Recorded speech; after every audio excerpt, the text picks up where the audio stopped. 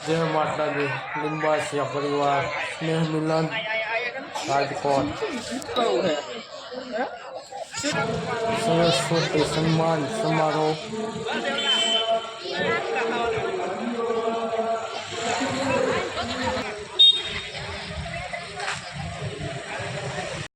प्रश्न आव्यो संतोने के नारीत्वना निर्माण काजे दीकरीओना जतन काजे आ गुरुकुलનું निर्माण करવું છે પણ જમીન ક્યાંથી ગોતવી ત્યારે આ તમારા પરિવારને લાખ લાખ અભિનંદન આપીએ એટલા ઓછા મિત્રો હું તો તમને એમ કહીશ કે આ સ્નેહ મિલન પૂરું થાય ને અને બહાર રોડ ઉપર તમને કોઈ એટલું પૂછે કે ભાગ્ય કોને કહેવાય તમે કોલર ઊંચો કરીને કહેજો આ વિશ્વમાં 195 ઉપરાંત દેશ છે એમાં મારો જન્મ ભારતમાં થાય એને ભાગ્ય કહેવાય પણ એનાથી આગળ તમને કોઈ પ્રશ્ન પૂછે કે સદભાગ્ય કોને કહેવાય એને એટલું કહેજો હોકારાથી કહેજો એ જ ભારતની અંદર 29 જેટલા રાજ્યો છે એમાં ગુજરાત રાજ્ય એમાં કેવડો મોટો પાટીદાર સમાજ અને એમાં આ લીંબાસિયા પરિવારમાં મારો જન્મ થાય અને સદભાગ્ય કહેવાય અને સદભાગ્ય કહેવાય મિત્રો ત્યારે વસંતભાઈએ પહેલ કરી અને કરોડો રૂપિયાની જમીન એ દીકરીઓના જતન કાજે અર્પણ કરી છે ત્યારે ચોક્કસ આપણે વિશ્વાસ લઈએ અહીંયા માં સરસ્વતી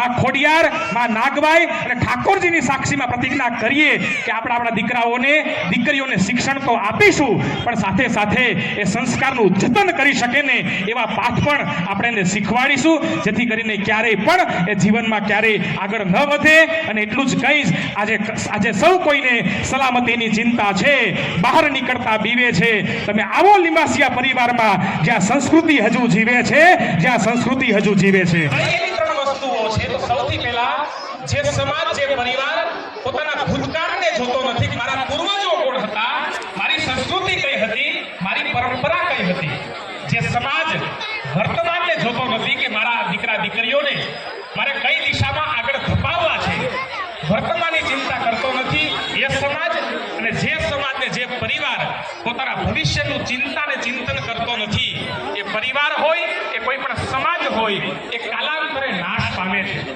ત્યારે આજે મને ખૂબ આનંદ થાય છે કે હું જે પરિસરમાં જેમની સાથે વાત કરી રહ્યો છું ઘણા બધા સ્નેહ મિલનમાં જવાનું થતું હોય કે બધા સ્નેહ મિલનની અંદર મોટા ભાગે કા ચોથું સ્નેહ મિલન હોય કા પાંચમું હોય કા છઠ્ઠું હોય કા સાતમું હોય પણ આજે અદકેરો આનંદ થાય કે આ લીંબાસિયા પરિવાર આ સરસ્વતી સન્માન એ માત્ર ચોથું પાંચમું છઠ્ઠું સાતમું નહીં પરંતુ છેક 1995 થી લઈ અને આજે 2025 સુધી આ 30 વર્ષની આવડી મોટી યાત્રા કરી છે મિત્રો આટલી તાલી ઓછી પડે યાર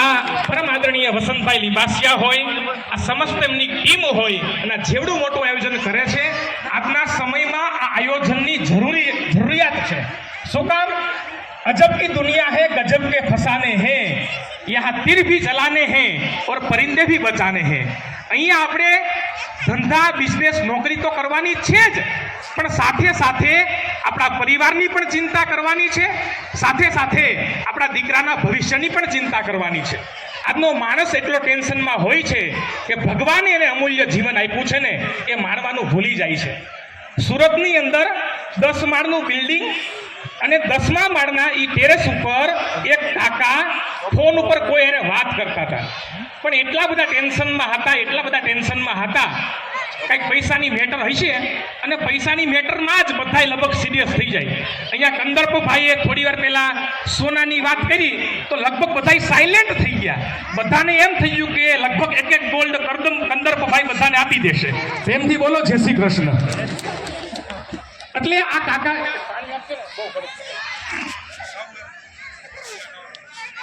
10મા માળના ટેરેસ ઉપર કાકા ફોન ઉપર કોકારે વાત કરે એમાં એક વ્યક્તિ દોડતો આવ્યો કે બકુલ કાકા કે હું થયું બકુલ કાકા તમારી દીકરી પણ હું થયું મારી દીકરીને તમારી દીકરી પણ હું થયું મારી દીકરીને તમારી દીકરી ભાગી ગઈ એ તમારી દીકરી ભાગી ગઈ એટલે આને એમ થયું કે હવે સમાજને મારે મોઢું હું બતાવું એમ કરીને ફોનનો કર્યો ઘા અને એ કાકાએ 10મા માળેથી જમ્પ લાવ્યું એ 10મા માળેથી જમ્પ લાવ્યું પણ એ પડતા કાકા 8મા માળે પહોંચ્યા તો એ કાકાને યાદ આવ્યું કે મારે ક્યાં કોઈ દીકરી છે એ પડતા પડતા પડતા 5મા માળે પહોંચ્યા ત્યારે કાકાને યાદ આવ્યું મારે તો હજી લગ્ન બાકી છે. અને પડતા પડતા બીજા માળે પહોંચ્યા તો કાકાને એક્ઝેક્ટ યાદ આવી ગયું કે મારું નામ ક્યાં બકુલ કાકો છે, બકલો તો મારી સામે રહે છે, હું તો ચંપક કાકો છું. પડ્યો ભફાંગ દઈને નીચે. વાલા મિત્રો, એટલા હકીકત છે હો. તમે ક્યાંક ફરવા માટે જતા હોય, તમે સામાન પેક કર્યો હોય, નવા કપડાં પહેર્યા હોય, ઘરને લોક મારતા હોય, ત્યાં પાડોશી આવે, બહાર જાઓ છો? ના ના, સામાન વેચવા જઈએ છીએ. તમે 5 દિવસ ફરીને પાછા ઘરે આવો, લગર વગર કપડાં હોય, સામાન બાજુમાં પડ્યો હોય, તમે લોક ખોલતા હોય, ત્યાં પાડોશી પાછા આવે, આવી ગયા? ના ના, હજી સામાન આવ્યો છે, અમે તો 2 દી પછી આવશું. તમે શાક માર્કેટમાં શાકની ખરીદી કરતા હોય મિત્રો, તો ત્યાં આવે, શાક લેવા માટે આવ્યા? ના ના, ડ્રગ્સ લેવા માટે આવ્યા, RDX. એલા ભાઈ, તું ટીંડોળા ગોતે, હું અહીં બટેકા ગોતું છું. પણ આ ભાષાની, આ પરિવારની એક આખી આમાંથી ટેન્શનમાંથી બહાર નીકળવાની એક એવો દિવસ હોય 365માંથી, એ આપણું આ સરસ્વતી સ્નેહ મિલન છે. અને મિત્રો, ખૂબ મજાની વાત તો એ છે, અહીંયા વિદ્યાર્થીઓનું સન્માન થાય છે. આપણે બધાએ લક્ષ્મીજીનું ચિત્ર જોયું હશે, હા કે ના? બધાએ લક્ષ્મીજીનું ચિત્ર જોયું હશે. લક્ષ્મીજી ઊભા છે, જે મને તમને એવું દર્શાવે છે લક્ષ્મીજી ગમે ત્યારે આવશે અને ગમે ત્યારે ચાલ્યા જશે. પણ બધાએ મા સરસ્વતીનું ચિત્ર જોયું છે. મા સરસ્વતી બિરાજમાન છે, એનો મતલબ કે સરસ્વતી માતા જલ્દી આવશે નહીં, પણ જો આવી જશે તો બેહી જશે, પછી કોઈ દી જાશે નહીં, પછી કોઈ દી જાશે નહીં.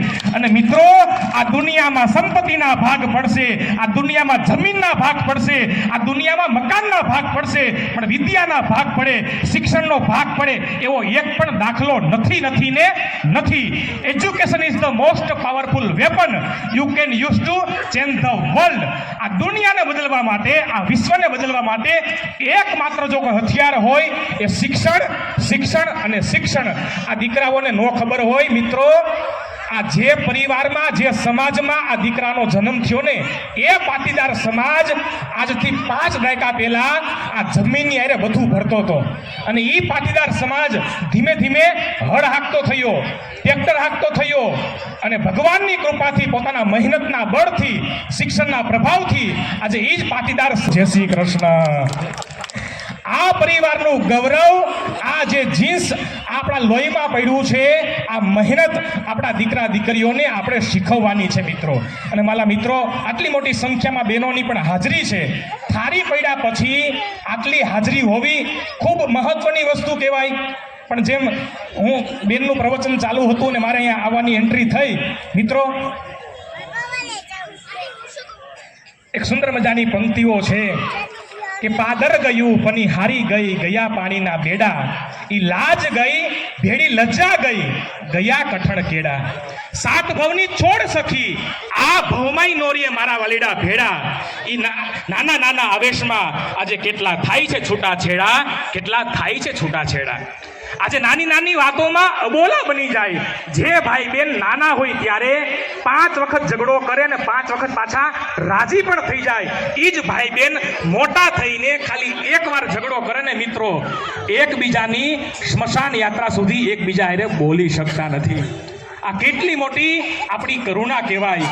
ત્યારે આવા સ્નેહ મિલન થાયને, આવા સરસ્વતી સન્માન નિમિત્તે આપણે બધા ભેગા થઈએ ને, તો કાંઈક એવા લાગણી અને પ્રેમના અંતર જે વધી ગયા હોય ને, એ ઘટી જાય. એટલા માટે આ સુંદર મજાના આયોજન કરવામાં આવે છે. હું તો એટલી જ પ્રાર્થના કરીશ, વિશેષ સમય નહીં લેતા આપણે ઉત્તરોત્તર આવી રીતે આ જે કાંઈ આપણું લિંબાસિયા પરિવાર સોશિયલ ગ્રુપ રાજકોટ, વસંતભાઈ હોય, જે કોઈ વ્યક્તિઓ જે તન મન અને ધન દ્વારા, અહીંયા તમે જોવો તો ખરા, વસંતભાઈએ 51,000 થી લઈ અને કેટલા દાતાઓ 5100 રૂપિયા સુધીની વાત લખાણી. હું જે પરિવારમાંથી આવતો હતો ને સ્નેહ મિલન કરીને મિત્રો, ત્યાં વિનંતી કરવી પડતી હતી કે કોઈ ડોનેટ કરજો, જેના કારણે આપણે સક્ષમ રીતે ઊભા થઈ શકીએ અને પરિવારનું કામ થઈ શકીએ. અહીંયા તમારે વિનંતી નથી કરવી પડતી. આ જેટલા દાતાઓ બેઠા છે એ સામે હાલીને કે મારા દીકરાઓ આગળ વધતા હોય, મારા પરિવારના સંતાનો આગળ વધતા હોય તો મને ભગવાને દી આપ્યો છે. અરે મિત્રો, તમે કલ્પના કરો, આજે 18-20 વર્ષની તમામ દીકરીઓને 2 હાથ જોડીને વિનંતી કરવાનું મન થાય કે એકવાર બાપના ખોળામાં માથું મૂકીને એટલું પૂજ્યો કે પપ્પા તમે મને 18, 20, 22 વર્ષની કરીને આ તમારી ઇજ્જત ભેગી કરવામાં તમને કેટલા વર્ષો થયા? અને એ જ બાપનું મોઢું આપણે જોયા વિના અને છડે ચોક આપણે કોઈની સાથે ભાગી જઈએ ને ત્યારે એ બાપના હૈયામાં જે વલોપાત થાય એ તો તમે જ્યારે મા બાપ બનો ને સૌથી પહેલી એની માં છે ને એ આંધળી છે. તમારી દીકરીને કેવું જોશે કે જો નવરાત્રીમાં જાવું છે તો માતાજીનો પહેરવેશ ચણિયા ચોલીનો છે એ પહેરીને તું ગરબે રમ. તારી સાથે તારા મિત્રો છે તો તારા બોયફ્રેન્ડ હોયને ઘરે આવવા જોઈએ. જે પણ દીકરી બહાર ભણે છે એનું મિત્ર સર્કલ છે ને એનાથી એની માં વાકેફ હોવી જોઈએ. જેમનો દીકરો છે ને એમની પાસે ફ્રેન્ડ સર્કલ છે તો એમની પણ માં કેવી જોઈએ કે તારી જેટલી બેનપણીઓ છે ને ઘરે એક દિવસ નાસ્તો કરવા તું લઈ આવ. અને કોઈ છોકરીને હેરાન તું કર એ તો વિચાર નહીં કરવાનો, પણ તને લવ થાય ને તો આપણી નાતની દીકરીમાં નજર કરજે, હું તને હરખથી પરણાવીશ. રાજકોટમાં ગામડેથી બહુ બધી દીકરીઓ આવે છે. કહેવાય છે કે 12 વાગ્યા પછી સ્મોકના રવાડે ચડી છે. આવી જે દીકરી હતી એ દીકરી મારા પાડોશમાં પીજી તરીકે રહે છે અને એ દીકરીઓને અત્યારે કહેવાતું નથી. મેં ખુદ ઘણી દીકરીઓને આ વાત કરેલી છે, પણ હવે દીકરી કરતા સૌથી પહેલા એની મમ્મી છે ને થોડીક સ્માર્ટ હોવી જોઈએ કે તમારી દીકરીનું ફ્રેન્ડ સર્કલ બોયસ હોય કે ગર્લ્સ હોય બંનેના માને લાગુ પડે છે. એના મિત્રો છે ને એને તમારી ઘરે ચા પાણી અને નાસ્તા માટે બોલાવો, જેથી કરીને ખબર પડશે કે આ કોના સંગમાં છે. તો આપણે અટકાવી શકશું કે યંગસ્ટર ક્યાંય ને ક્યાંય ઊંધે રવાડે તો નથી ને. હમણાં જ કિસ્સા તમે રાજકોટમાં વાંચેલા કે જેની સગાઈ થઈ હતી અને એ લોકો અવધ રોડ પર કારમાં કોઈ 4-5 આવારું તત્વોએ દીકરાને ખૂબ મારપીટ કરેલી અને દીકરીને જોકે કંઈ નુકસાન થયું નથી. તમે કોઈ પણ અવાવરું જગ્યાએ યુવક યુવતી મહેરબાની કરીને રાજકોટના એવા કોઈ પ્લેસ નહીં પસંદ કરો કે તમારા માતા પિતાને છાપે ચડવું પડે. ઘણી બધી વાતો છે.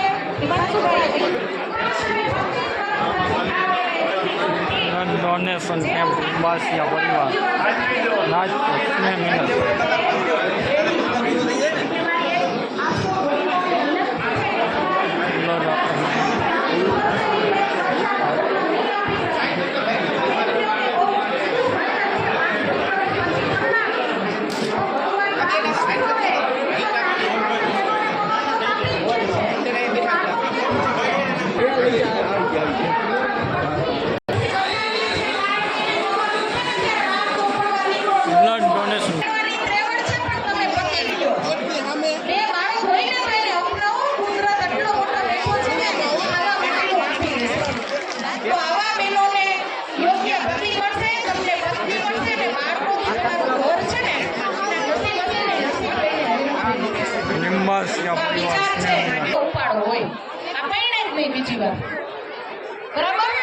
મારી નત મસ્તક વિનંતી છે કે બેન છે ને હંમેશા બેનની બેનપણી બનીને રહેશે. આવો કોઈ પણ અટપટો કિસ્સો હોય ને તમારા પરિવારમાંથી કોઈ તમારું સાંભળતું ન હોય તો મને રાતે ફોન કરજો. હું મારો ફોન 24 કલાક ચાલુ રાખું છું. જે પણ પ્રોબ્લેમ્સ હોય આવા બધા ખૂબ જોડાયેલા છે. માં ખોડિયાર અને ભોળાનાથની અસીમ કૃપા છે. પ્રોબ્લેમ હું કહું ને તો ક્યાંય એનું સોલ્યુશન આપણે કરશું. ફરી આપ સૌનો આભાર. મને જે બોલવા માટેની તક આપેલી છે બદલ લિંબાસિયા સમસ્ત પરિવારને હું નતમસ્તક વંદન કરું છું. Thank you. જય ભારત, જય હિન્દ.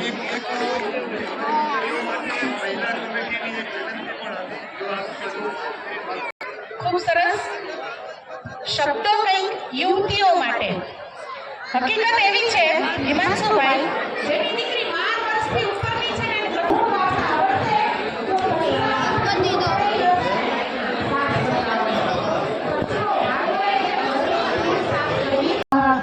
આ બે જિલ્લા અલગ થયા. સૌથી પહેલા તો કે ભારત દેશ 1947 માં આઝાદ થયો ત્યારે બૃહદ મુંબઈ રાજ્ય હતું. બૃહદ મુંબઈ રાજ્ય હતું એમાં પ્રશ્નો ભાષાનો હતો. એક રાજ્યમાં 2 ભાષા ન બોલાવી જોઈએ. રાજવાડીનો એ પ્રદેશ કીધો ત્યાં મરાઠી બોલતા